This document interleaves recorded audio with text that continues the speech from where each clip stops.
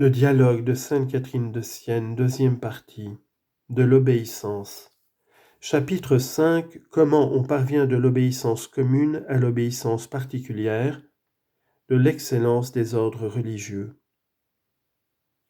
L'âme qui s'est soumise avec amour au joug de l'obéissance aux préceptes, en suivant la doctrine de ma vérité de la manière que je t'ai expliquée, par l'exercice des vertus et par la pratique de la loi, parviendra à l'obéissance particulière, guidée par la même lumière qui l'a conduite à la première.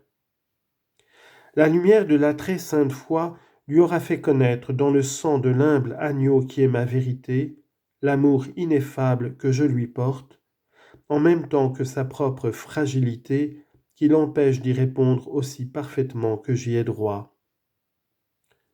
C'est alors qu'avec cette lumière elle va cherchant où et comment elle pourra s'acquitter envers moi, fouler aux pieds sa propre sensualité et tuer sa volonté propre. Elle regarde autour d'elle, et la lumière de la foi lui découvre le bien qu'elle cherche.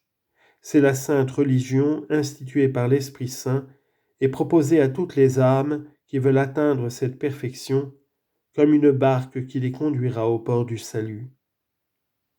Le patron de cette barque est l'Esprit Saint lui-même, dont la direction n'est jamais mise en défaut par les manquements des subordonnés, quel que soit le religieux qui enfreigne ses ordres. Les méfaits de celui-ci ne nuisent qu'à lui-même. La barque n'en reçoit aucun dommage. Le pilote peut bien, il est vrai, la jeter dans la tempête, comme le font les mauvais pasteurs, préposés au gouvernail par le patron de la barque. Mais cette barque en elle-même est plus désirable qu'on ne la saurait dire.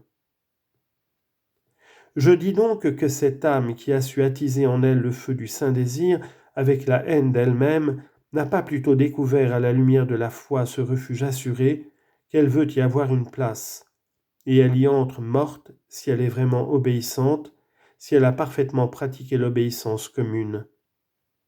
Si cependant elle y entre encore imparfaite, ce n'est pas ce qui l'empêchera de pouvoir parvenir à la perfection. Elle y parviendra sans nul doute si elle veut s'exercer à la vertu d'obéissance. On peut même dire que la plus grande partie de ceux qui entrent en religion n'ont pas parfaitement pratiqué l'obéissance aux commandements. Quelques-uns l'ont fait, oui. Mais combien sont entrés dans la religion, celui-ci avec l'irréflexion de l'enfance, celui-là par crainte, cet autre par quelque chagrin, quelques-uns attirés par des flatteries. Mais l'important est qu'ils s'y exercent dans la vertu et qu'ils y persévèrent jusqu'à la mort. Ce n'est pas sur les dispositions qu'ils y apporteraient en entrant que l'on peut juger de leur perfection, mais d'après leur persévérance. Ils ne sont pas rares ceux qui se sont présentés après avoir observé parfaitement les commandements et qui ensuite ont regardé en arrière ou sont demeurés dans leur ordre sans faire de progrès dans la perfection. Les circonstances ou les dispositions avec lesquelles ils ont pris passage dans la barque sont préparées et voulues par moi, qui les appelle tous de diverses manières. Mais ce n'est pas d'après ces conditions premières, encore une fois, que l'on peut porter un jugement sur leur perfection. Elles dépendent toutes du sentiment intérieur avec lequel, une fois dans l'ordre, on y persévère dans une véritable obéissance. Cette barque est chargée de richesses. Celui qui lui a confié son sort n'a pas à se préoccuper de ses besoins spirituels ou temporels. S'il est véritablement obéissant, fidèle observateur de la règle, c'est le Saint-Esprit lui-même, le patron de la barque, qui pourvoit à ses besoins, comme je te l'ai déjà dit en te parlant de ma providence, et en t'expliquant que, si mes serviteurs sont pauvres, ils ne sont pas pourtant réduits à la mendicité. Il en est ainsi de ceux qui entrent dans la religion. Ils ne manquent jamais du nécessaire. Tous ceux qui ont pratiqué l'obéissance dans un ordre ont pu en faire l'expérience, et tu peux voir toi-même qu'aux différentes époques, où dans les ordres religieux fleurissait cette vertu, en même temps que la pauvreté et la charité fraternelle, jamais les biens temporels ne firent défaut. Les ressources étaient même bien supérieures à leurs besoins.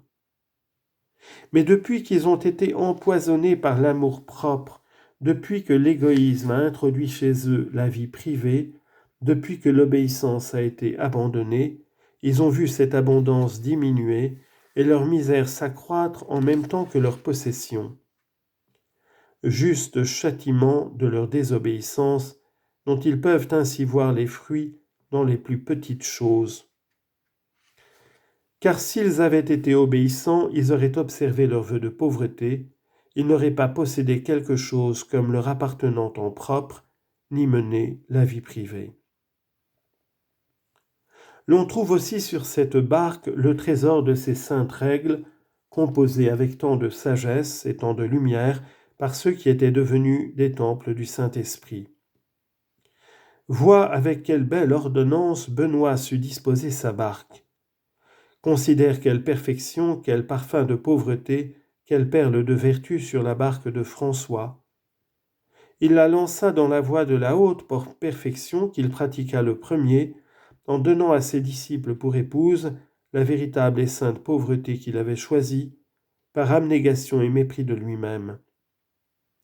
Il ne souhaitait pas de plaire à aucune créature, en dehors de ma volonté.